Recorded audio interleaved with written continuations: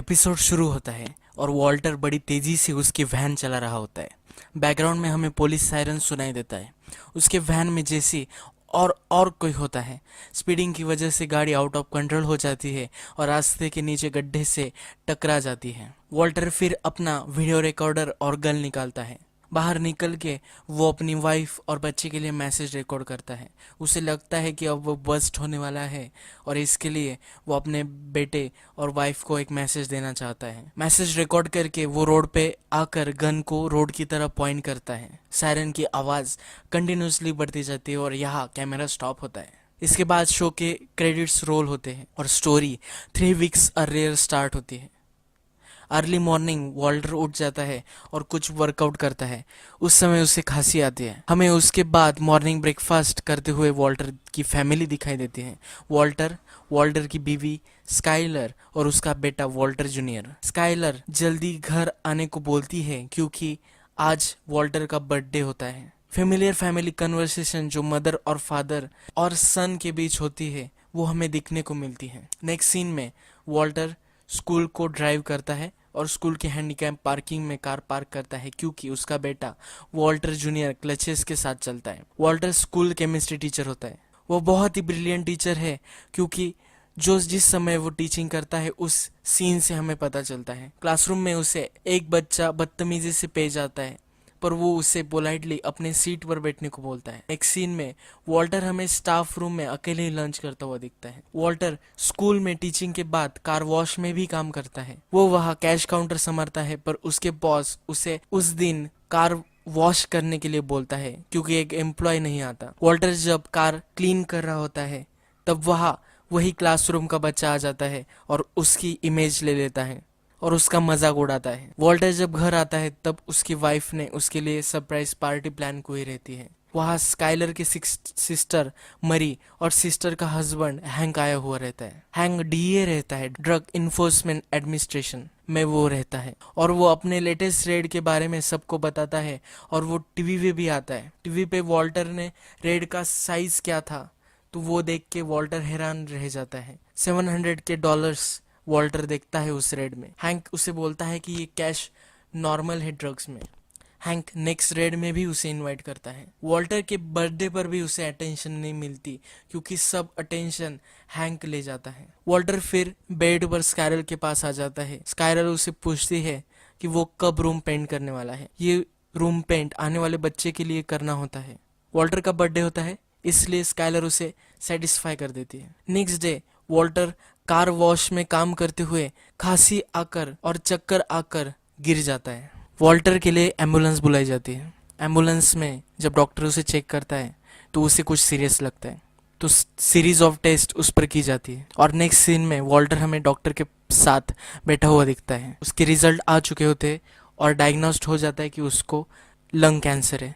Walter shock में ही होता है पर वॉल्टर को सब समझ में आता है कि वो नॉन ऑपरेबल लंग कैंसर उसे है और वो कीमो के बाद भी कुछ ही साल जिंदा रहेगा। वॉल्टर घर आ जाता है पर फिर भी अपने वाइफ को कुछ नहीं बोलता।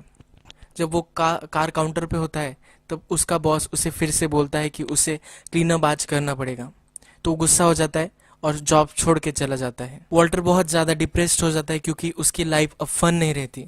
तो वो हैंक को कॉल करता है और बोलता है कि उसे रेड पर जाना है ड्रग के।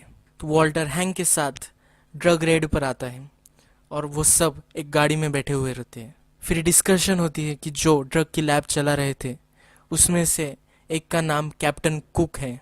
इस बात पर बेट लगती है दोनों डीईए ऑफिसर्स की। रेड सक्सेसफुल होती है और उसमें एक सस्पेक्ट पकड़ा जाता है। हैंक को भी केमिस्ट्री की लैब वहाँ देखनी होती है।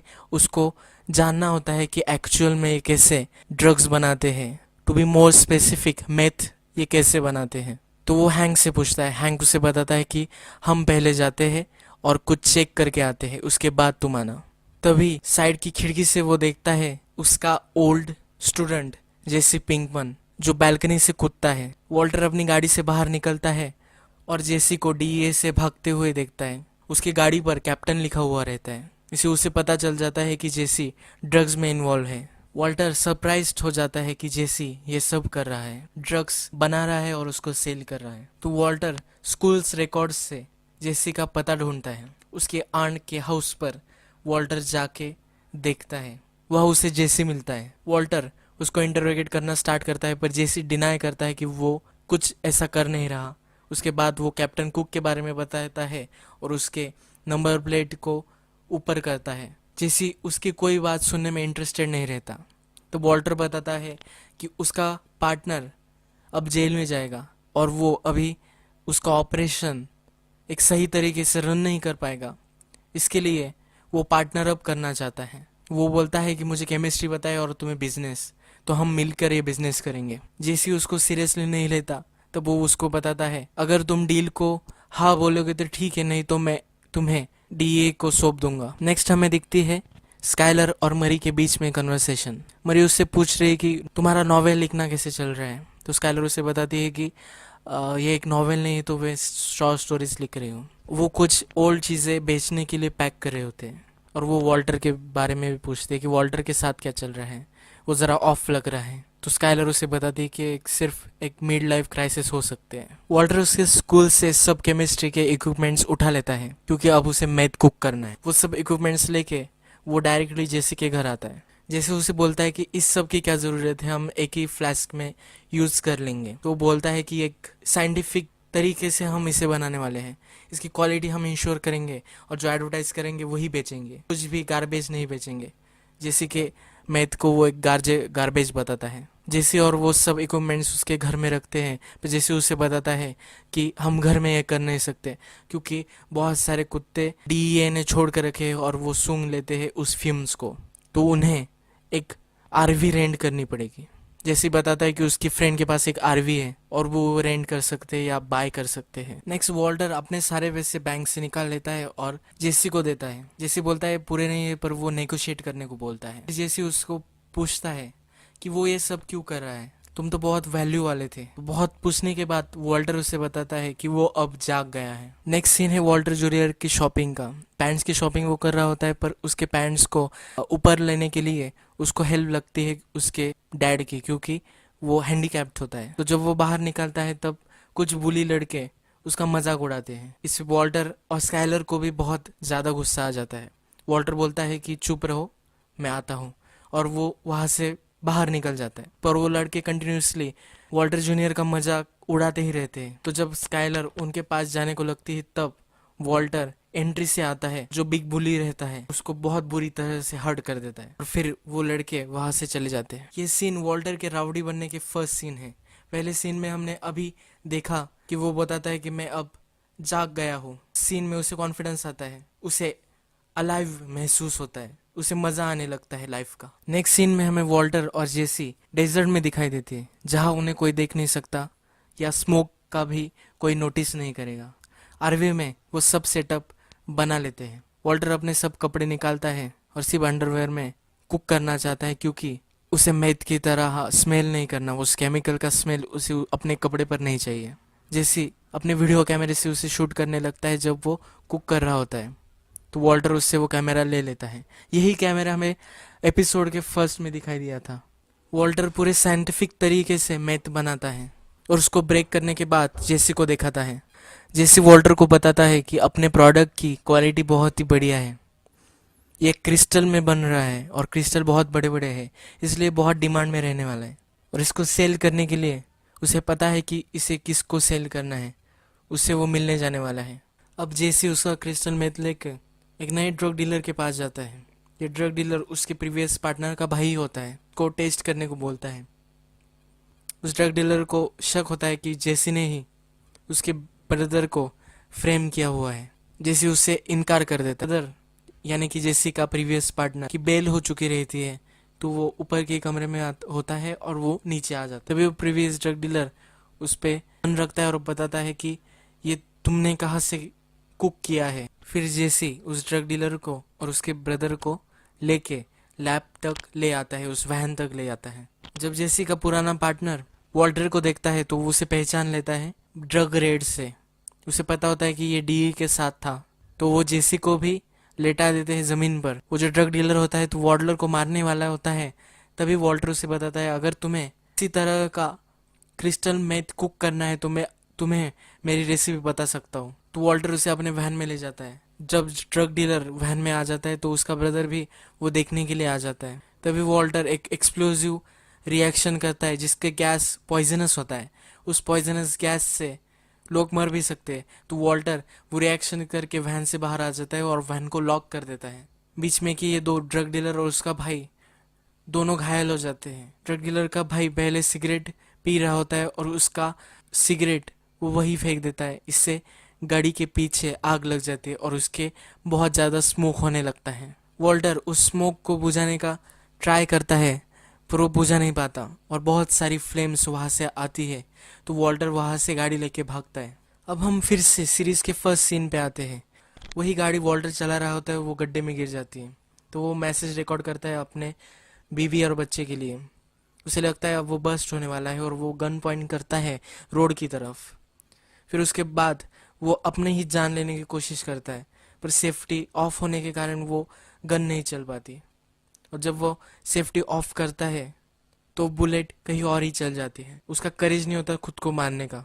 जब थोड़ी देर बाद वो साइलेंस बहुत ही पास आ जाते तो उसे पता चलता है कि ये फायर ब्रिगेड था, ये कोई पुलिस नहीं आ रही। वो चैन की सांस लेता है। फायर ब्रिगेड जाने के बाद जेसी होश में आता है और उससे पूछता है कि उन दोनों को क्या हुआ। वो बोलता है कि वो अब मर चुके हैं क्योंकि उसने जो केमिकल क्रिएट किया था उसकी एक सांस ली तो भी लोग मर जाते हैं। नेक्स्ट सीन में हमें वॉल्टर ड्रायर से बहुत सारे पैसे निकालता हुआ दिखता है। ये सब होने के बाद वो जब बेड पे आता है तो स्काइलर उससे पूछती है कि तुम बहुत ही कम मुझसे बोलने लगे हो और क्या क्या चल रहा है। उसको पता चल जाता है कुछ तो गड़बड़ है। स्काइलर उससे बोलती है कि मुझे तुम ऐसे चुप नहीं कर सकते। तो वॉल्टर उस पर कुछ नहीं बोलता और डायरेक्टली उसे किस करता है। After that they make love. इस तरह से एपिसोड ख़त्म हो जाता है। इसके पहले बर्थडे सीन में वो पेनिट्रेशन सेक्स नहीं करते क्योंकि स्काइलर प्रेग्नेंट होती है, पर इस सीन में वो डायरेक्टली सेक्स करते हुए हमें दिखाया गया है क्योंकि वो अब he doesn't care any more, क्योंकि उसे अब फ़र्क नहीं पड़ता कि क्या होगा। इस पूरे एपिसोड में हमें वॉल्टर का ट्रांजिशन दिखाया गया है कि एक डरा हुआ आदमी और उसके बाद उसकी सेल्फ वर्थ उसे पता चल गई है और उसका एक ट्रांजिशन एक कॉन्फिडेंट मैन में हो चुका है। जैसा वॉल्टर ही बोलता है कि वो जाग गया है, उसे अब जिंदा महसूस हो रहा है। एपिसोड 2 का फर्स्ट सीन ये प्रीवियस एपिसोड के सीन से ही स्टार्ट होता है। वॉल्टर बेड से उठता है और जरा फैशनअप हो जाता है। उसके बाद 20 आवर्स पहले क्या हुआ था वहाँ से स्टोरी फिर से स्टार्ट होती है। जो कार डीच में गई थी उसे बाहर वो निकालते हैं। टो ट्रक वाले को पैसे भी वो उस ड्रग डीलर के ही देती थी, जो पैसे अब गीले हो चुके हैं। वही गीले पैसे फर्स्ट एपिसोड के एंडिंग में हमें ड्रायर में सूखते हुए दिखे थे। वॉल्टर जेसी को बोलता है अभी आरवी हम तुम्हारे घर लगाएंगे और इस मेस को साफ करेंगे। उसके बाद हम हमारे सेपरेट रास्ते पर चले जाएंगे। उन दोनों को डाउट होता है कि आरवी स्टार्ट होगी या नहीं। आरवी स्टार्ट तो हो जाती है पर पीछे से कुछ आवाज़ आ जाता है। वो जब देखते तो उन्हें पता चलता है कि वो ड्रग डीलर अभी भी जिंदा है। और एक लॉन्ग शॉट में हमें दिखता है कि जेसी का मास्क वहाँ डेजर्ट में ही पड़ा हुआ है। अब हम फिर से प्रेजेंट में आ जाते हैं। जब मैंने बोला था कि वॉल्टर बेड से उठने के बाद फ्रेश होता है तो वही वो सो जाता है। उसके बाद वो ब्रेकफास्ट के लिए जब आता है तो कन्वर्सेशन ज़रा ऑकवर्ड हो जाती है। वॉल्टर जूनियर को लगता है कुछ ऑफ है, पर तभी जेसी का कॉल आ जाता है। जेसी एक सेल्स रिप्रेजेंटेटिव होने का ढोंग करता है। वॉइस मैसेज पर जाने के से पहले ही वॉल्टर जाकर कॉल को रिसीव कर लेता है। जैसे उसको बताता है कि ड्रग डीलर अभी भी जिंदा है, वैन में अभी भी उसका साउंड आ रहा है। स्काइलर को ये थोड़ा सा सस्पिशियस लगता है वो कॉल, इसलिए कॉल बंद होने के बाद जब वॉल्टर घर से बाहर निकल जाता है तो स्काइलर फिर से रिडायल करती है और जेसी का अटपटा सा मैसेज, वॉइस कॉल का मैसेज वो सुन लेती है और उसे पता चल जाता है कि वॉल्टर कुछ झूठ बोल रहा था। नेक्स्ट सीन में वॉल्टर बच्चों को कायरलिटी के बारे में बता रहा होता है। कायरलिटी मतलब एक ही सेम एलिमेंट्स के अगर पोजीशन चेंज कर दो तो वो बदल जाता है, उसका नेचर बदल जाता है। ये सीन रिप्रेजेंट करता है वॉल्टर के चेंज को। जब उसे कैंसर नहीं हुआ था तो उसकी पोजीशन अलग थी, उसके लाइफ का पर्सपेक्टिव अलग था। जब उसे पता चला कि वो उसे कैंसर है तब उसके बाद उसके लाइफ ने एक वायलेंट रूप ले लिया है। वो अपने लेक्चर में ये भी बताता है कि पूरे ऑपोजिट इफेक्ट्स आ सकते हैं सेम एलिमेंट से। यही ऑपोजिट इफेक्ट्स हमें अभी वॉल्टर में दिखाई दे रहे हैं। वॉल्टर अपने स्कूल से थोड़ा सा HCl चुरा लेता है। जब जेसी अपने घर में होता है और जख्मों पर थोड़ा सा मेकअप लगा रहा होता है, तभी उसे कुछ आवाज़ आती है। जब वह वैन में देखने जाता है तो उसे ब्लाइंड फोल्ड दिखती है जो निकाली हुई होती है। इसका मतलब जब वो चेक करता है तो उसे मालूम होता है कि ड्रग डीलर यहाँ से भाग चुका है। पर वॉल्टर भी जैसे कि घर पहुंच रहा हुआ होता है, तब जब रास्ते में वॉल्टर को ये ड्रग डीलर दिखाई देता है, ज़ोंबी जैसे वो चल रहा होता है। जब वॉल्टर गाड़ी घुमाता है और उससे बात करने की कोशिश करता है तो वो भागने लगता है और पेड़ से टकरा जाता है और वही बेहोश हो जाता है। यहाँ स्काइलर का डाउट अभी भी गया नहीं है, तो इसलिए वो कॉल ट्रेस करने में लग जाती है। जब वो नंबर बैक ट्रेस करती है तो जेसी का नाम और उसका पता उसको मिल जाता है। उसके बाद जब वो जेसी की वेबसाइट पर जाती है, बहुत ही अटपटी वेबसाइट, तो उसके वेबसाइट के नीचे उसके एजुकेशन में वॉल्टर जिस स्कूल में पढ़ाता है उस स्कूल का नाम लिखा हुआ होता है। इससे उसे पता चल जाता है कि उसके किसी वॉल्टर के किसी स्टूडेंट का उसे फ़ोन आया था। वॉल्टर और जेसी वॉल्टर की गाड़ी से ड्रग डीलर को निकाल कर अपने बेसमेंट में, जेसी के बेसमेंट में उसे छिपा देते हैं। जब वो ऊपर आते हैं तो वॉल्टर जेसी से पूछता है कि जो डेड बॉडी वैन में है वो सच में डेड है क्या। तो जेसी बोलता है कि वो श्योर नहीं है, पर उसे तो डेड ही लग रही होती है। नेक्स्ट वॉल्टर ड्रग डीलर के बारे में पूछता है तो जेसी उसे कहता है कि इसका नाम क्रेजी एट है। ये किसी स्ट्रीट में ड्रग डील नहीं करता, तो ये सब का बॉस है और ये डिस्ट्रीब्यूशन लेवल पर काम करता है। तो वॉल्टर उसे बोलता है कि ये एक बिजनेसमैन है, तो क्या ये कोई भी डील करने को राजी होगा। तो जैसे उसे बोलता है कि अगर हमने उसे छोड़ दिया तो हमारी पूरी फैमिली को मार देगा। तो ये दो प्रॉब्लम उनके सामने होती है, क्रेजी एट का क्या करे और क्रेजी एट के कज़न का क्या करे। वॉल्टर जेसी को बताता है अगर हमें डेड बॉडी को ठिकाने लगाना है तो हमें एसिड में उसे मेल्ट कर देना चाहिए, यही हमारा बेस्ट ऑप्शन होगा। जैसे उसे बताता है कि मुझे डेड बॉडी से कोई डील नहीं करनी। पर क्रेजी एट बेसमेंट में आवाज़ कर रहा होता है तो क्रेजी एट को बांध भी देना पड़ता है। तो जैसी अपने मोटरसाइकिल का जो लॉक होता है उससे क्रेजी एट को लॉक कर देता है। वॉल्टर बताता है कि अब ये दो सिचुएशन है तो हम हेड्स या टेल्स कर लेते हैं। जैसी कहता है कि वो डेड बॉडी को ठिकाने लगा देगा, पर उसे क्रेजी एट को मारने का उससे काम नहीं होगा। जेसी टॉस जीतता है। अब जेसी एक कंटेनर बाय करने जाता है जिसमें उसे बॉडी मेल्ट करनी होती है। वो वॉल्टर को कॉल करके पूछता है कि कौन सा कंटेनर लेना है। तो वॉल्टर बताता है कि पॉलीइथिलीन। जब वो वॉल्टर से पूछता है कि मुझे ज़रा कमज़ोर लग रहा है, ये एसिड में नहीं टिक पाएगा। वॉल्टर उसे कहता है कि तुम्हें केमिस्ट्री के बारे में कुछ भी नहीं पता। फिर उसके बाद जेसी एक कंटेनर उठा लेता है और एक कोने में जाकर उसमें बैठने की कोशिश करता है। देखता है कि डेड बॉडी फिट होगी भी या नहीं। बहुत ही फनी सीन है ये। जैसे वॉल्टर को पूछता है कि उसने क्रेजी एट सिचुएशन को हैंडल किया या नहीं। वॉल्टर उसको बोलता है कि वो ढूंढ रहा है इसका सोल्यूशन। वॉल्टर ब्रेनस्टॉर्मिंग करता रहता है कि कैसे उसे क्रेजी एट को मारना है। तभी उसे आइडिया आता है कि प्लास्टिक के बैग से इसका दम घोटकर हम इसे मार सकते हैं। जब वो उसे मारने जाता है तो क्रेजी एट जगा हुआ होता है और उससे बातें करने लगता है। तभी वॉल्टर डर जाता है और ऊपर चला जाता है। क्रेजी एट उसे बोलता है कि उसे प्यास लगी है, तो इसलिए वो फ्रिज खोलता है और उसके लिए कुछ खाना लाता है और वो सब सप्लाईज क्रेजी एट को दे देता है। उसको टॉयलेट पेपर, खाना, पानी, इवन हैंड वॉश भी उसे देता है। ऊपर जाकर उसे जेसी का वीड मिलता है और वो कुछ स्मोक करने लग जाता है। इससे हमें पता चलता है कि क्रेजी एट की सिचुएशन को उसने ज़रा पोस्टपोन कर दिया है। तब जेसी घर आता है और घर आकर पूछता है कि उसने क्रेजी एट को मारा है नहीं। क्रेजी एट के खांसने का आवाज़ आता है और वॉल्टर उसे बताता है कि मैं ये कल कर दूंगा। जेसी को भी बहुत बड़ा कंटेनर नहीं मिलता जिसमें वो डेड बॉडी को मेल्ट कर सके। नेक्स्ट सीन आता है स्काइलर की सोनोग्राफी। डॉक्टर उनसे पूछती है कि आपको जेंडर पता करना है, तो वो दोनों हाँ बोलते हैं और वॉल्टर को पता चलता है कि एक गर्ल होने वाली है। वो खुश होता है, पर वो बाद में दुखी हो जाता है क्योंकि वो अपनी बेटी को बड़ा होता नहीं देख सकता। तभी स्काइलर उससे पूछती है कि ये जेसी कौन है। वॉल्टर उससे बताता है कि वो कोई भी नहीं है। स्काइलर उससे पूछती है कि उसके वेबसाइट पर तुम्हारे स्कूल का नाम था, क्या ये तुम्हारा पुराना स्टूडेंट था? वो एक ड्रग एडिक्ट की तरह लग रहा है। तो वॉल्टर उसे बड़े इंटेलिजेंटली बताता है कि ये मुझे मैरिजुआना सेल करता है, मुझे ये अच्छा लगने लगा है थोड़ा थोड़ा। वो उसे फर्दर बताता है कि मैं मुझ जैसा महसूस नहीं कर रहा, पर मैं तुमसे बहुत प्यार करता हूँ और ये चेंज नहीं होने वाला। तो मुझे सिर्फ ये चाहिए कि तुम अभी मुझे मेरे हाल पर छोड़ दो। इस तरह से वॉल्टर उसे झूठ बोलकर अपने आप को सेव कर लेता है। जेसी अपना करेज गैदर करके बॉडी को वैन से बाहर निकालता है और वो अपने घर में ले जाने ही वाला होता है। तभी स्काइलर उसके घर पर आ जाती है।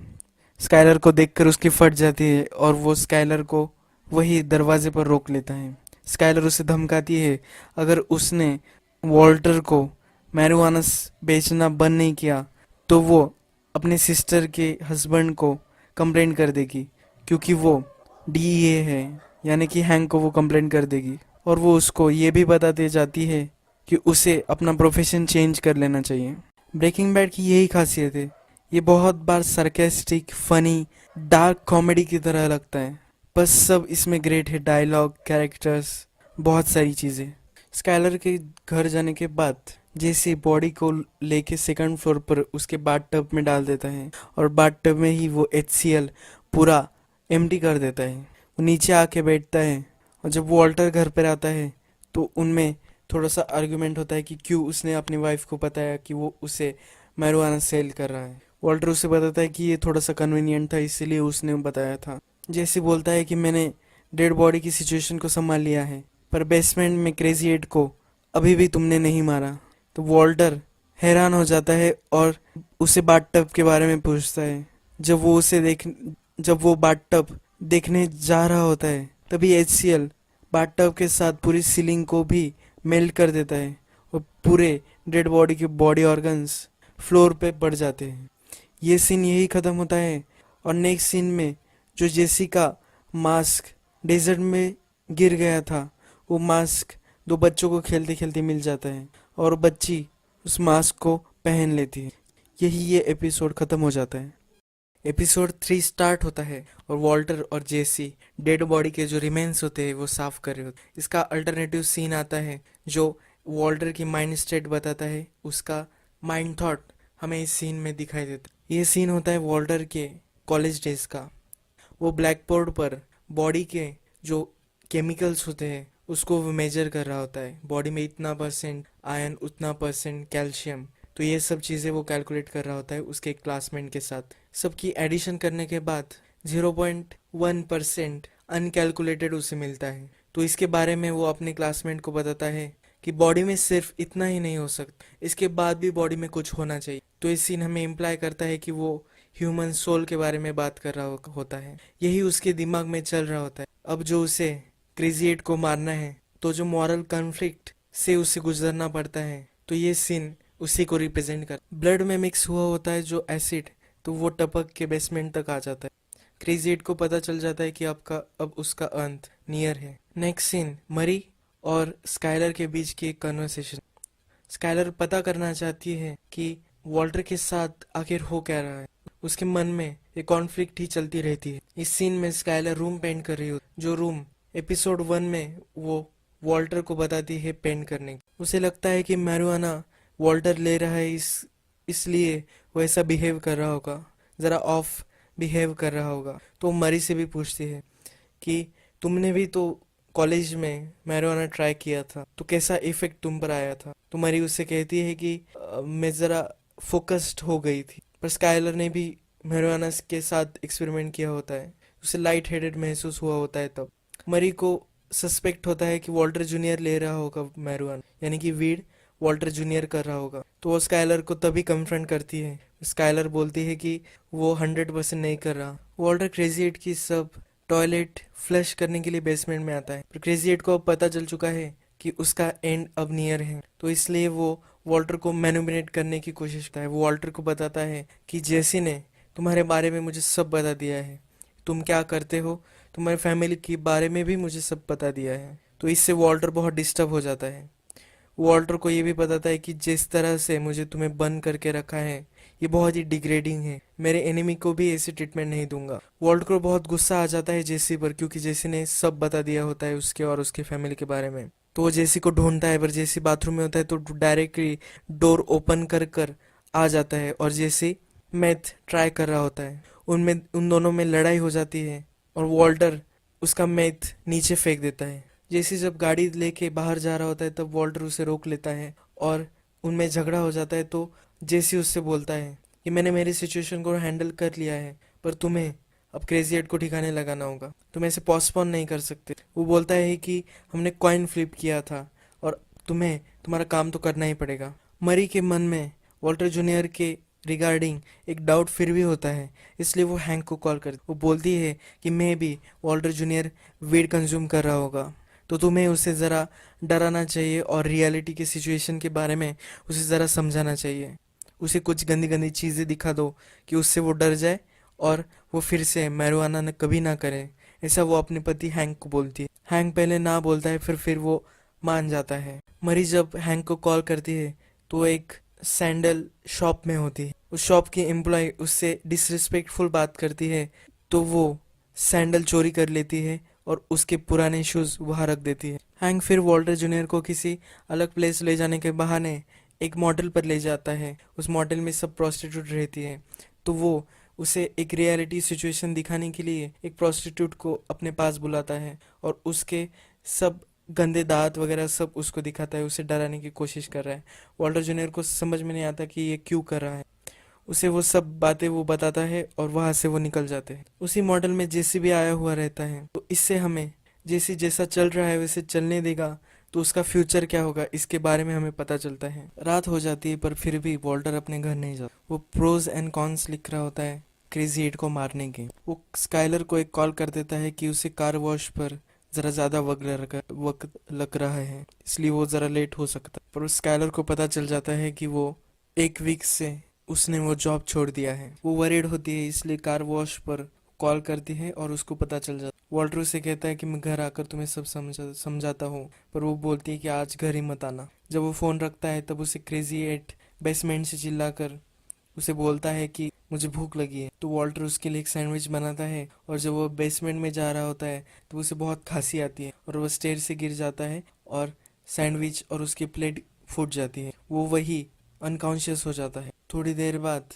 जब वॉल्टर उठता है तो उसे क्रेजी एट बताता है कि उसे लगा था कि वो मर ही गया होगा। वॉल्टर उसे बताता है कि वो फिर से एक सैंडविच बनाकर ले आ गया। वॉल्टर अभी भी जरा इंटरनल कॉन्फ्लिक्ट में ही है कि क्रेजी एट को मारना चाहिए या नहीं, तो वो उसके लिए सैंडविच भी बनाता है और बियर भी लेके जाता है उसके लिए। क्रेजी एट को वो सैंडविच देता है और बियर पीना शुरू कर देता है। वॉल्टर क्रेजी एट को उसका असली नाम पूछता है, उसको और भी जान लेने की कोशिश करता है। क्रेजी एट उसे बताता है कि अगर तुम मुझे मारने वाले हो तो मेरे बारे में जानना कुछ आपको हेल्प नहीं करेगा। पर क्रेजी एट उसे अपने बारे में भी बताता है। क्रेजी एट के पास एक्चुअल में बिजनेस की डिग्री होती है, उसके फादर का फर्नीचर का शॉप होता है। तो वॉल्टर को पता चलता है कि वॉल्टर जूनियर के लिए जो क्रीब लाई थी वो उसी फर्नीचर शॉप से ली। क्रेजी एट बताता है कि मैं वहाँ 100% हुआ होऊंगा जब आपने वो क्रीब ली। वॉल्टर अपने कन्फ्लिक्ट के बारे में बताता है कि अगर मुझे एक भी रीजन लगा कि तुम्हें छोड़ देना चाहिए तो मैं अभी के अभी तुम्हें छोड़ दूंगा। क्रेजी एट उसे बताता है कि मैं इस सब के बारे में भूल जाऊंगा, तो सिर्फ घर जाने के लिए थैंकफुल रहूंगा। तो वॉल्टर अपना माइंड चेंज कर लेता है और उसे लगता है कि अभी क्रेजी एट को छोड़ देना चाहिए। तो वो ऊपर जाता है चाबी लेने के। जब वो चाबी लेने के लिए जाता है तो वो डस्टबिन में कुछ फेंकना चाहता है। जब वो डस्टबिन देखता है तो तुझे उसे डाउट आता है, तो फिर वो जो प्लेट टूटी हुई रहती है उस प्लेट को फिर से रिकंस्ट्रक्ट करते देखता है। तो उसे पता चलता है कि प्लेट का एक पार्ट मिसिंग है। उसे पता चल जाता है कि अगर वो क्रेजी एट को छोड़ेगा, उसको अनलॉक करेगा, तो वो वॉल्टर को मार देगा। वॉल्टर चाबी लेके नीचे जाता है और क्रेजी एट को टर्न होने को बोलता है ताकि वो उसके अनलॉक कर सके। तभी उसे क्रेजी एट वो प्लेट का टुकड़ा हाथ में लेते हुए दिखता है, तो उसे वॉल्टर गला घोटकर मार देता है। इस चीज का उसे बहुत पछतावा होता है, वो वहाँ रो भी देता है। रात खत्म होने के बाद जेसी अपने घर लौटता है, तो जब वो वैन देखता है तो वैन का सब सामान वॉल्टर ने क्लियर कर दिया होता है। जो वो बेसमेंट में देखता है तो उससे क्रेजी एट भी नहीं मिलता। नेक्स्ट सीन में हमें वॉल्टर का क्लासरूम दिखता है।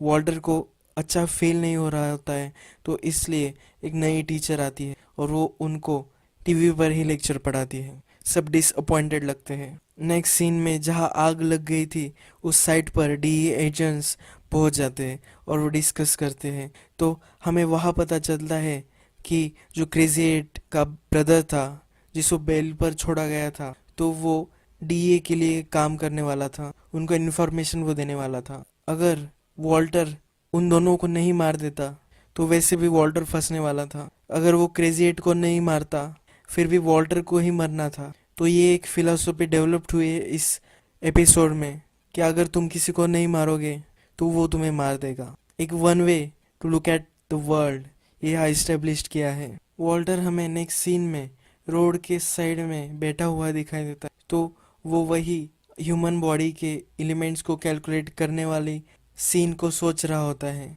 तो उसकी क्लासमेट उसके पूछती है कि जो 0.1% था वो सोल का हो सकता है। तो वॉल्टर उसे बताता है कि यहाँ सिर्फ केमिस्ट्री चल रही है। तो जो हमें एक्चुअली सीन्स में दिखाया गया है कि एक प्रैक्टिकल वर्ल्ड है, तो यही थ्योरी वॉल्टर भी सपोर्ट करता है। यह इस सीन से इस्टेब्लिश करते हैं। इसके बाद वॉल्टर घर जाता है और स्काइलर को बता देता है कि उसे कैंसर हुआ है। यही है, यही ये एपिसोड खत्म हो जाता है। बहुत ही अच्छे से कैरेक्टर डेवलपमेंट वॉल्टर की इस एपिसोड में हुई है। एपिसोड 4 स्टार्ट होता है और फ्रैंक अपनी टीम को ऑपरेशन आइस ब्रेकर के बारे में बता रहा होता है। तो वो बोलता है कि उसका स्निच यानी कि उसका खबरी क्रेजी एट था, और क्रेजी एट जब से वो स्ट्रीट्स पे था तब से उसका खबरी रहा है, और वो बॉस बन चुका था पूरे ड्रग का। उसने ही अपने ब्रदर को पकड़वाया था डीए के हाथों से। तो अब वो बोलता है कि जो मैथ हमने साइट से, जो साइट बर्न हो चुकी होती है उस साइट से हमने जो मैथ कलेक्ट किया था वो सबसे प्योरेस्ट फॉर्म का था। जिसने उस मैथ को चेक किया वो भी बोल रहा था कि वो भी इतना अच्छा मैथ नहीं कुक कर सकता, प्रोफेशनल केमिस्ट। अब वो दोनों क्रेजी एट और क्रेजी एट का ब्रदर दोनों अब गायब है शहर से। तो अब शहर में कोई अलग खिलाड़ी आया है और वो सबसे बेस्ट है। और हमें फिर से ब्रेकिंग बैड उसका क्वर्की और फनीनेस दिखा देता है। इस सीन के बाद, ये बहुत ही सीरियस सीन था, और इस सीन के बाद डायरेक्टली हमें वॉल्टर का ब्रश करते हुए उसका क्लोजअप हमें दिखाया गया है। तो नेक्स्ट सीन में मरी, हैंक, स्काइलर और वॉल्टर सब एक बारबेक्यू कर रहे होते हैं वॉल्टर के घर। तब हैंक वॉल्टर जूनियर से बात कर रहा होता है कि अब तो लड़कियां तुम पे मरती होंगी, और अगर तुम में बहुत कॉन्फिडेंस है तो इजीली तुम लड़कियां पटा सकते हो। तो ऐसी बातों बातों में हैंक वॉल्टर से पूछता है कि वो स्काइलर से कैसे मिला था। तो वॉल्टर पूरी स्टोरी अपनी बताता है कि कैसे वो लैब के पास स्काइलर रेस्टोरेंट में काम करती थी और क्रॉसवर्ड करते करते वो उसे देखता था, और कैसे उसने अप्रोच किया पर उतने में स्काइलर रोने लगती है क्योंकि वो अभी सहन नहीं कर पाती। वो न्यूज़ उसे खाई जा रही थी कि वॉल्टर को लंग कैंसर है और वो किसी को भी बता नहीं पाती, तो इसलिए वो रो पड़ती है। तो उसे सब पूछते हैं कि क्या हुआ, तो वो बोलती है कि वॉल्टर से पूछो। फिर वॉल्टर कन्फेस करता है कि उसे लंग कैंसर है। नेक्स्ट सीन में सब डिस्कस करते हुए दिखे और वॉल्टर जूनियर अपने रूम में हेडफोन्स पे कुछ रॉक म्यूजिक सुन रहा होता है। जब वो डिस्कस करते हैं तो बोलते हैं कि क्यों उसने नहीं बताया 1 महीने तक। फिर मरी कहती है कि और बेस्ट ऑन्कोलॉजिस्ट को वो कॉल करेगी और बेस्ट ऑन्कोलॉजिस्ट से एक अपॉइंटमेंट ली जाए। तो हैंक उसके लिए मान जाता है। इस सीन के एंड में हैंक वॉल्टर को बताता है कि कुछ भी हो जाए पर वो उसकी फैमिली के हमेशा टेक केयर करेगा। जैसे ने अपने घर पर कुछ फ्रेंड्स बुलाए रहते हैं, तब एक फ्रेंड जब टॉयलेट पे जाता है और जब वापस आता है तो वो सीलिंग्स देखता है जहाँ से एसिड और डेड बॉडी नीचे गिरी थी। तो वो आकर उससे पूछता है कि वहाँ क्या हुआ था। दूसरा फ्रेंड उसे बोलता है कि मेरे पापा कॉन्ट्रैक्टर है, वो उसे फिक्स कर दे सकते हैं। जैसे बोलता है कि कुछ नहीं, सिर्फ हाउस अब पुराना हो गया है इसलिए वो ज़रा तकलीफ दे रहा है। वो फ्रेंड्स उससे पूछते हैं कि अभी भी क्या तुम मैथ क्रिएट करते हो, कुक करते हो। तो वो बोलता है कि अब तक की बेस्ट बैच मैंने बनाई है, एक नया फॉर्मूला है उससे मैंने ये बैच बनाई है, पर ये हेल्थ के लिए अच्छी नहीं होती इसलिए मैं अभी इसको यूज़ नहीं कर रहा। उतने में उसके फ्रेंड्स, 2 फ्रेंड्स होते तो वो दोनों निकलने लगते हैं। तो जैसे बोलता है कि रुको रुको, मैं तो सिर्फ मजाक कर रहा था, और उनको तो निकाल कर दे देता है मेथ। रात चली जाती है और फिर से जेसी नशे करने लगता है। उसे खिड़की से दिखता है कि दो बाइकर आ रहे हैं उसके घर उसे मारने के लिए।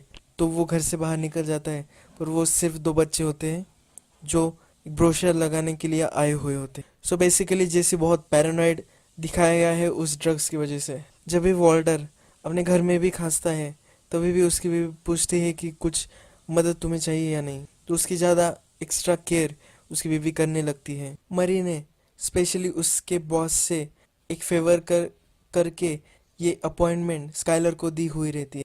स्काइलर उस ऑन्कोलॉजिस्ट से बात करती है और पूछती है कि क्रेडिट कार्ड पे पेमेंट हो सकता है क्या। वो बहुत खुश होती है कि उसे बेस्ट ऑन्कोलॉजिस्ट मिला है। स्काइलर फोन न करने के बाद वॉल्टर से पूछता है कि क्रेडिट कार्ड का क्या तुम बोल रही। तो स्काइलर उसको बताती है कि हमें $5,000 डिपॉजिट करने होंगे। तो ज़रा डिस्कशन के बाद वॉल्टर उससे बताता है कि $5,000 मैं डिपॉजिट करा दूंगा मेरे पेंशन। वॉल्टर ने क्रेजी एट के पैसे जहाँ छुपा के रखे हुए होते हैं वहाँ से जाकर वो निकालता है। वही वॉल्टर जूनियर आता है और वो उससे पूछता है कि क्यों तुम ऐसा अलग बिहेव कर रहे हो, तुम क्यों ऐसा बिहेव कर रहे हो कि कुछ नहीं होने। वॉल्टर वो पैसे डिपॉजिट करने जा रहा होता है तभी पीछे से पुलिस की गाड़ी आती है। वो बहुत डर जाता है और वो खुद से ही पुल ओवर कर लेता है, पर वो पुलिस की गाड़ी सीधे स्ट्रेट चली जाती है। जब वॉल्टर पैसे जमा जमा कर रहा होता है तब उसके लाइन के आगे एक टिपिकल मार्केटिंग हॉटशॉट होता है जो हमेशा पैसों के बारे में बोलता रहता है या डिसरिस्पेक्टफुल होता है वुमन के रिगार्डिंग।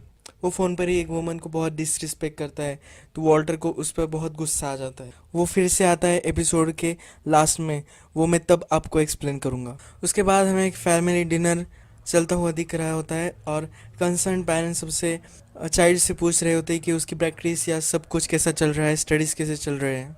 उनको अपने यार्ड में कुछ आवाज़ आती है और वो जेसी होता है और वो बोलते हैं कि तुम यहाँ क्या कर रहे हो बेटा। फिर जेसी अपने रूम में जाकर सो जाता है और वो पूरे एक दिन तक सोता है। दूसरे दिन रात को ही वो वापस आता है। उसके फादर और मदर में डिस्कशन होती है कि ये फिर से ड्रग पर तो नहीं है। वो बोलते हैं कि हम उसे रहने देंगे घर पर अगर वो चर्च की मीटिंग पर आए। जैसे अपने भाई से भी एक बॉन्ड बनाने की कोशिश करता है, पर उसके बाद उसकी मदर आ जाती है और वो डोर ओपन करके चली जाती है। उसे लगता है जैसी इसे कुछ बुरा सिखा देगा। इस पर जैसे नाराज हो जाता है और अपने रूम में चला जाता। अपने रूम में जाकर उसे नींद नहीं आती तो वो अपना पुराना स्टोरेज कबर्ड ओपन करता है। उसमें उसके चाइल्डहुड के जो ड्राइंग्स वगैरह होते हैं वो सब उसे देखते हैं। उसमें वॉल्टर की भी एक फनी ड्राइंग होती है। जैसे को फिर से उसके फ्रेंड्स का कॉल आता है, वही फ्रेंड्स जो उसके घर पर थे और उसने उनको मैथ दिया था टेस्ट के लिए। फ्रेंड उसको बोलता है कि उसे और कुछ बाय करना है क्योंकि उसका भाई टाउन में आया हुआ है और उसको जितना भी उसके पास होगा तो वो पूरा उन्हें बाय करना है। नेक्स्ट दिन जेसी वॉल्टर के घर पर आ जाता है। वॉल्टर सरप्राइज रहता है और वॉल्टर उससे निकल जाने को बोलता है। वो पूछता है कि क्यों वह यहाँ आया। जैसे बोलता है कि मैं केयरफुल था और मैंने स्काइलर को जाने दिया और उसके बाद ही मैं घर में आया हूँ। जैसे उससे पूछता है कि अगर हम फिर से मैथ कुक करने लगे तो हमें बहुत ही फ़ायदा हो सकता है क्योंकि बहुत ही डिमांड है।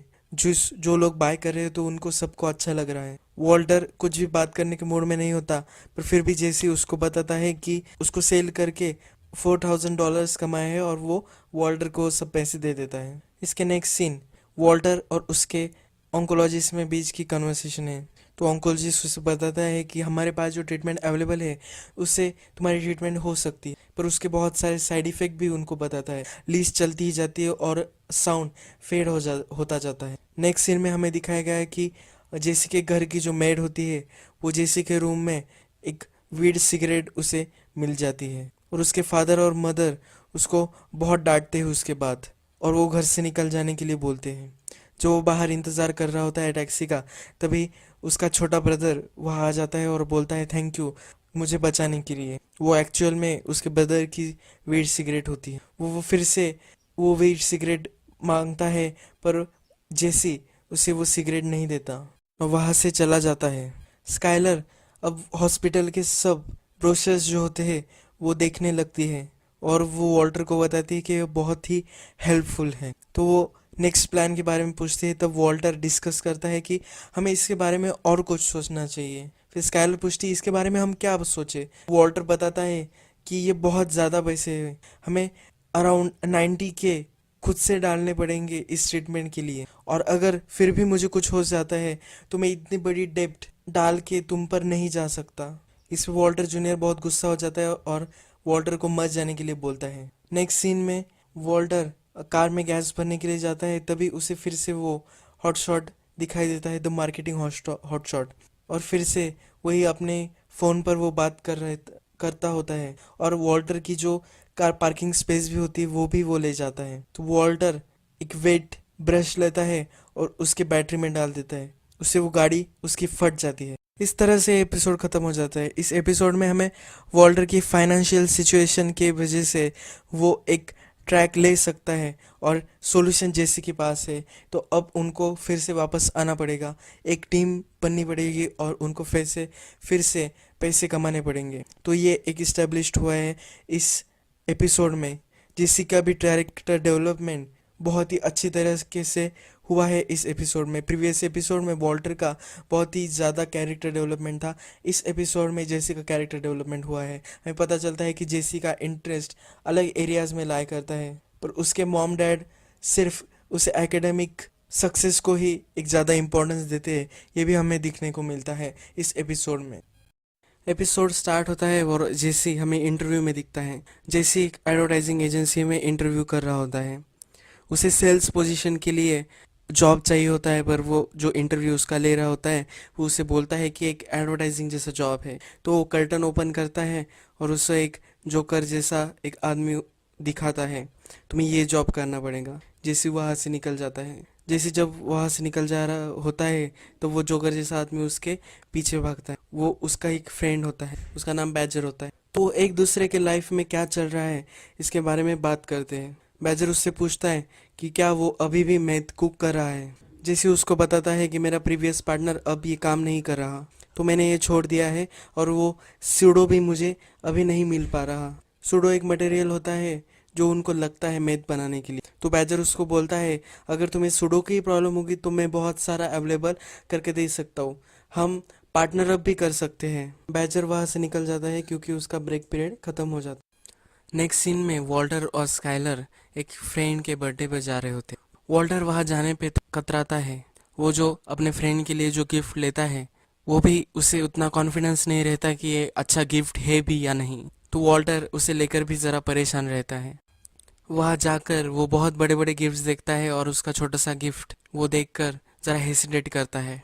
उसका फ्रेंड इलियट और उसकी वाइफ ग्रेचन उन दोनों को वेलकम करते हैं। ग्रेचन वही लड़की है जो वॉल्टर के एज यंग सीन में हमें दिखाई गई थी सेकंड एपिसोड में, जब वो बॉडी एलिमेंट्स ब्लैक बोर्ड पर लिख रहा होता है। वॉल्टर का फ्रेंड अब अच्छा सा एक साइंटिस्ट बन चुका होता है, तो वो वॉल्टर जब उसके घर में जाता है तो वो सब उसकी चीज़ें देखने लगता है। वॉल्टर जब बाहर फिर से पार्टी में आता है तब एलियट के कलीग्स वॉल्टर को फिर से बुला लेते हैं और उनके ग्रुप में वो डिस्कस करते हैं कि वॉल्टर कितना ब्रिलियंट था।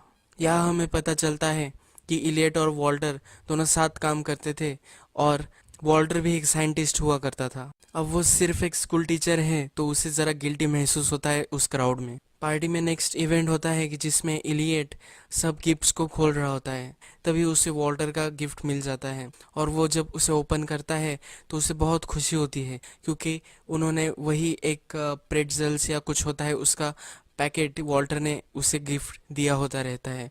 तो वो जो गिफ्ट होता है वो उसको अपने कॉलेज डेज की याद दिला देता है। वो जब रूममेट थे और उस पर ही गुजारा करते थे। वो आकर वॉल्टर को गले लगा लेता है। फिर इलियट और वॉल्टर काउच पे बैठकर गप्पे मारते दिखते हैं।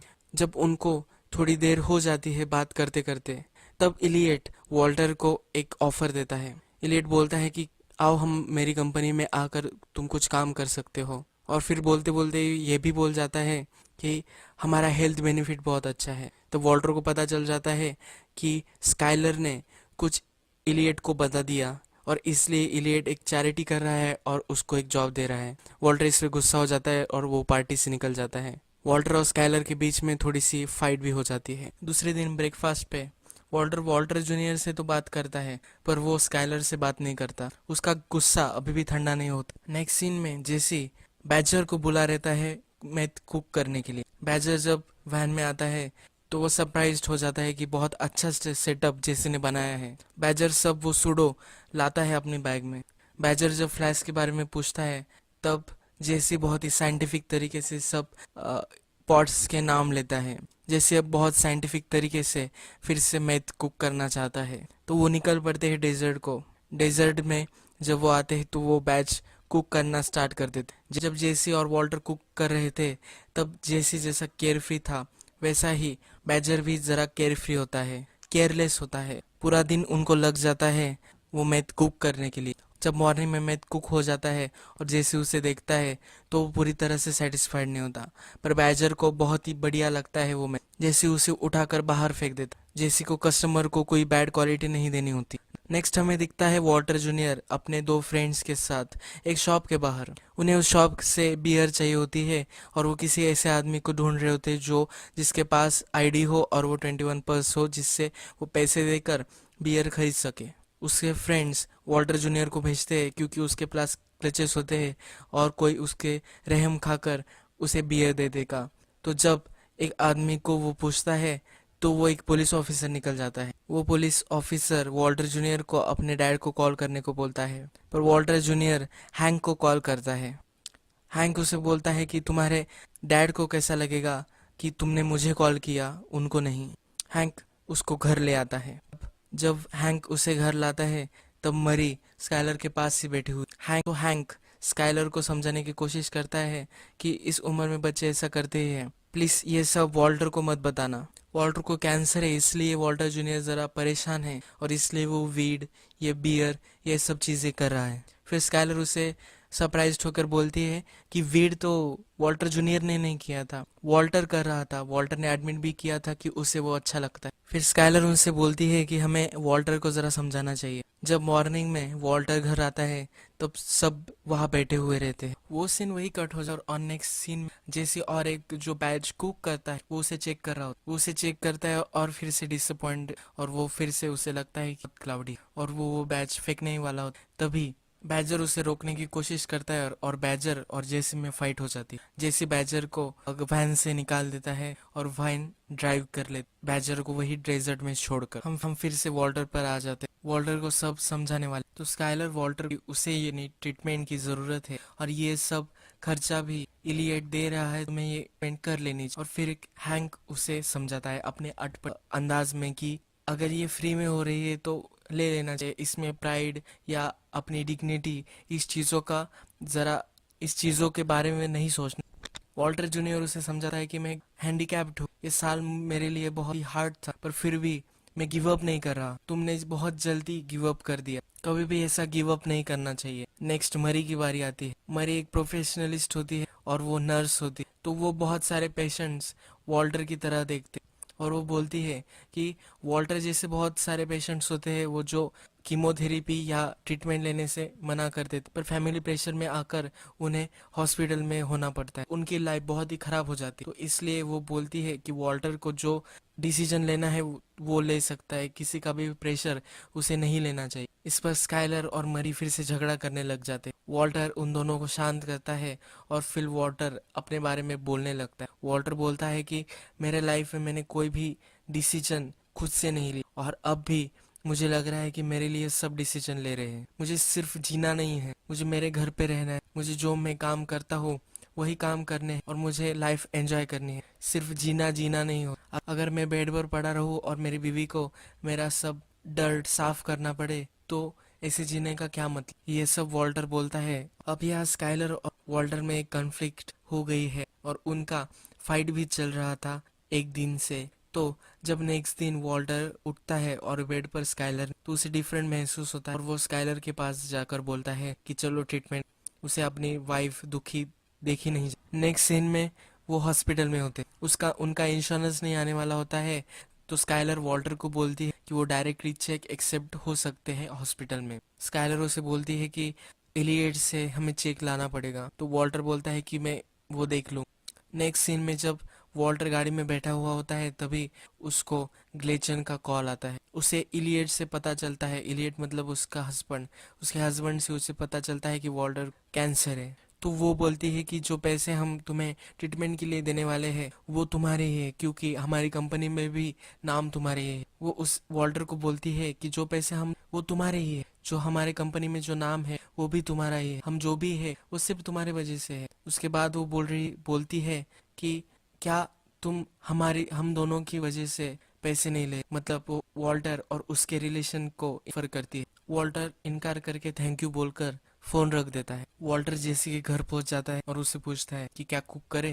तो यहाँ एपिसोड 5 एंड हो और एक फीलिंग आती है कि अब ब्रेकिंग बैड में एक फन स्टार्ट होने वाला। 6th एपिसोड स्टार्ट होता है और वॉल्टर और जेसी सब इक्विपमेंट्स लैब में रख रहे होते हैं, उनकी आरवी में रख रहे होते हैं।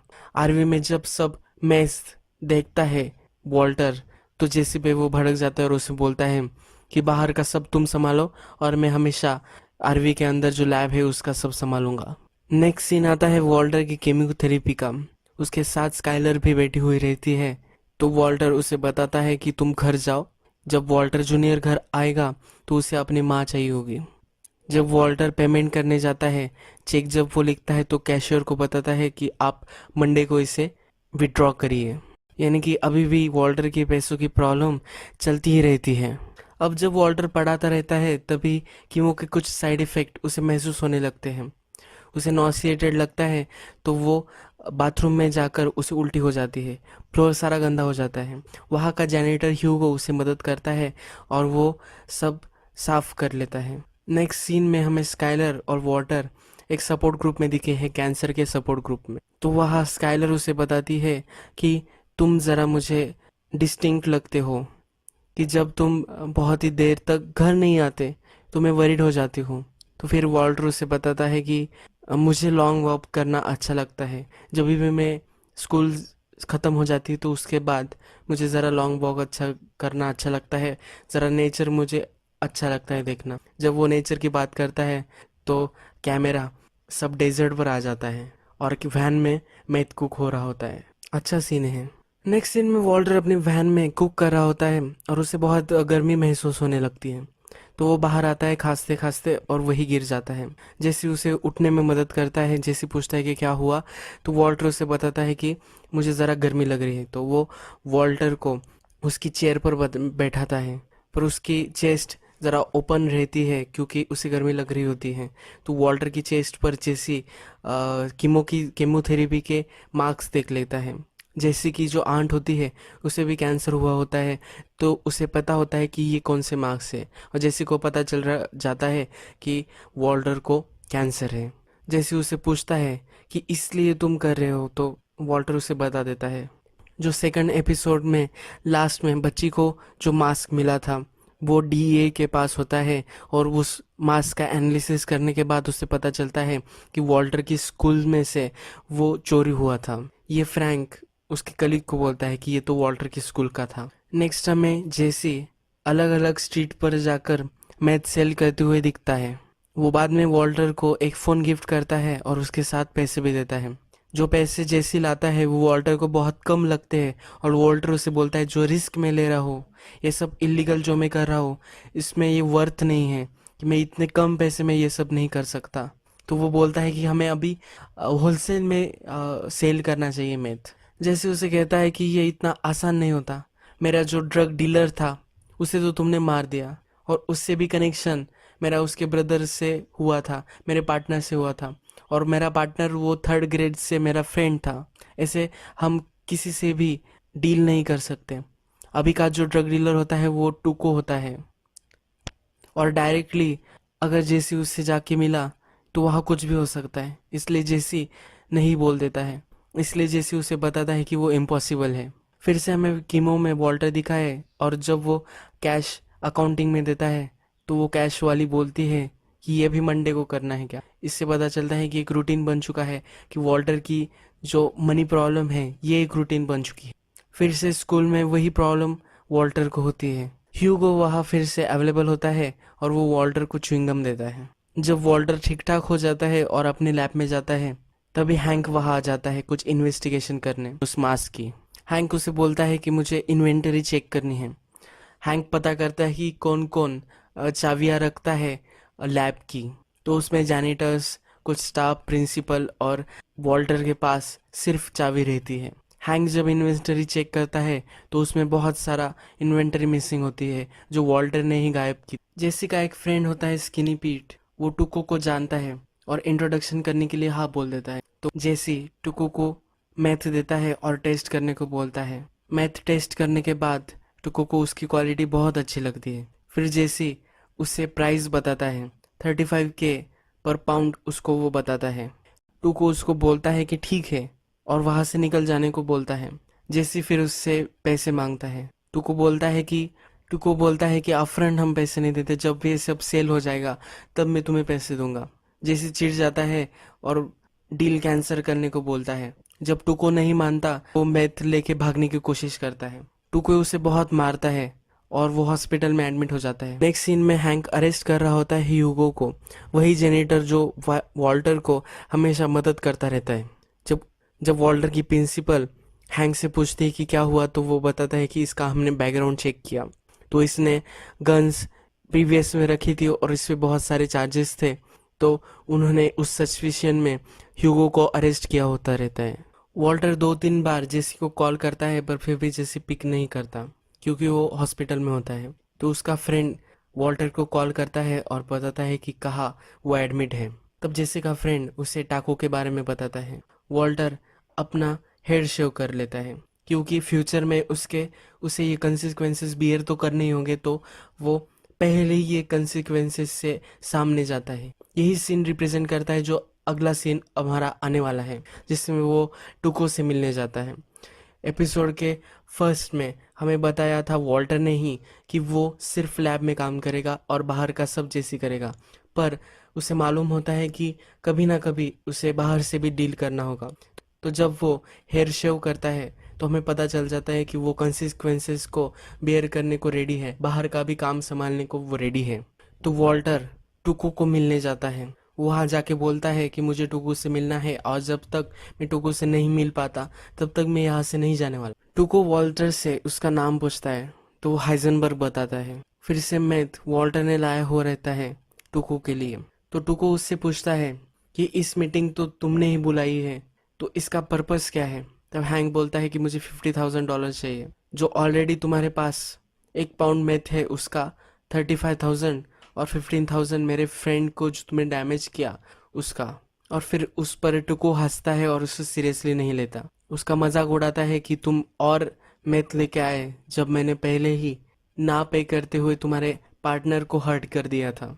वॉल्टर उसे बताता है कि ठीक है तुम सही हो, पर एक बात के बारे में नहीं। वॉल्टर एक मैथ का बड़ा क्रिस्टल लेता है और उसको ग्राउंड पे डालता है। एक बड़ा एक्सप्लोजन होता है और बहुत ज़्यादा डैमेज कर देता है टुको के ऑफिस को।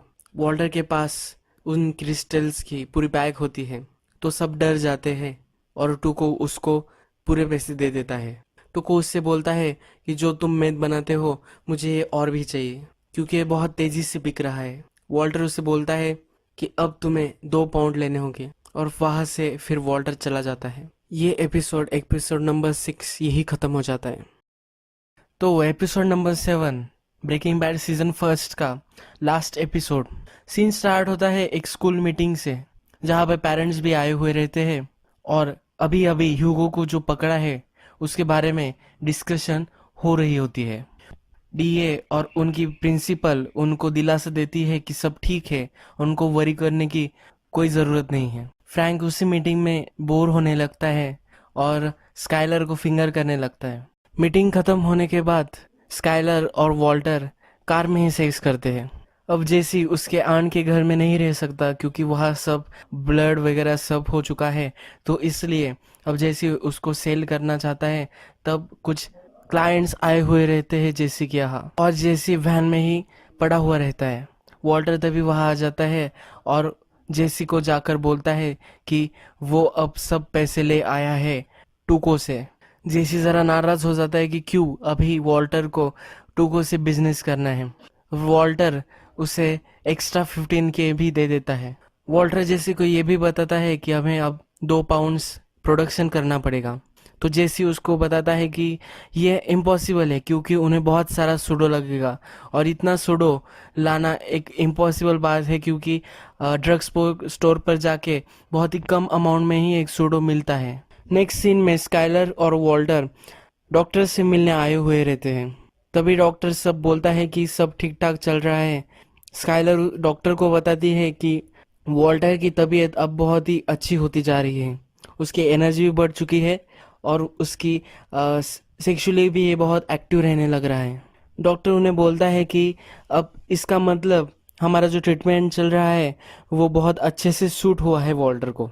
नेक्स्ट वीक वॉल्टर और जेसी जब टुको को मिलते हैं तब उनके पास बहुत ही कम मैथ होता है, वो आधा पाउंड भी नहीं होता। वॉल्टर ने एक डिस्टिंक्ट कार स्क्रैप की एक जगह चुनी होती है, उस जगह कोई आता जाता नहीं, तो जेसी पहले ही उसको बताता है कि मॉल में हमें करना चाहिए था या किसी पब्लिक स्पेस में करना चाहिए था, वो ज़्यादा सेफ होता है। टुको भी यही बात वॉल्टर से बोलता है। टुको जब देखता है कि वॉल्टर ने बहुत ही कम मैथ लाया है तो वो गुस्सा हो जाता है कि वो बोलता है कि वॉल्टर तुम्हें तो मैंने एक प्रोफेशनल माना था, पर ये क्या है। तो गुस्सा होकर सिर्फ आधे पाउंड के ही वो उसे पैसे दे देता है, पर वॉल्टर बोलता है कि मुझे वो पूरे पैसे चाहिए, ये एक बिजनेस का इन्वेस्टमेंट समझ लो और मुझे पूरे पैसे दे दो। तो टुको बोलता है कि तुम्हें ये एक लोन की तरह मैं दे सकता हूँ 25% के इंटरेस्ट से, और वॉल्टर मान जाता है। इसके बदले में वॉल्टर उसे 2 पाउंड नेक्स्ट वीक में मैथ देने वाला होता है। टुको वॉल्टर को एक वार्निंग देता है कि मुझसे बिजनेस करना तो ठीक है, पर मेरे पैसे इंटरेस्ट से लेना बहुत ही डेंजरस हो सकता है। जैसे वरीड हो जाता है और वॉल्टर को बोलता है कि तुमने ये क्या कर डाला। जैसे बहुत ही टेंशन में होता है तब वॉल्टर उसे बताता है कि अब हम डायरेक्टली सीडो से नहीं करेंगे। एक बहुत सारे इक्विपमेंट्स की लिस्ट वॉल्टर जेसी को देता है और उसे बोलता है कि अब तुम ये सब लाओगे, ये डिफ़िकल्ट भी हो सकता है, पर अब अगर तुमने ये सब ला दिया तो हम डायरेक्टली ओरिजिनल केमिकल से मेथ बनाएंगे। जैसी घबरा जाता है और बोलता है कि मैं कहीं शिफ्ट हो जाऊंगा, मुझे अब ये सब नहीं करना। पर वॉल्टर उसे कॉन्फिडेंस देता है कि तुम ये कर सकते हो, पूरे लाइफ के लिए तुम्हें बहुत बेनिफिट होगा इस सब चीज़ों से। नेक्स्ट सीन में स्काइलर का बेबी शॉवर चल रहा होता है। बेबी शॉवर की जो शूटिंग वॉल्टर जूनियर कर रहा होता है, तो वॉल्टर वहाँ एक बहुत अच्छी स्पीच देता है अपनी बेटी के लिए। वो अपनी बेटी को देख नहीं पाएगा तो इसलिए वो बहुत ही अच्छे मैसेज अपने बेटी को देता है। बेबी शॉवर में जब सब प्रेजेंट्स खोल रहे होते हैं तब मरी भी स्काइलर के लिए एक प्रेजेंट लाती है। वो एक टियारा होता है जिसमें डायमंड्स और गोल्ड का भी वो बना हुआ होता है। हैंक वॉल्टर को बोलता है कि तुम्हारे पास कुछ पीने के लिए है क्या, तो वो अपने बैकयार्ड में दोनों पीते हैं और तभी हैंक एक क्यूबन सिगार निकालता है। तो वॉल्टर उसे कहता है ये तो इलीगल है, तो हैंक बोलता है इतना तितना चलता है। तो उनमें डिस्कशन होता है कि हम कैसे ये लाइन ड्रॉ कर सकते हैं कि क्या इलीगल या क्या लीगल है। कुछ साल पहले मैथ भी लीगल था, अब ये इलीगल हो चुका है, अगले साल क्या लीगल होगा इसका कोई पता नहीं है।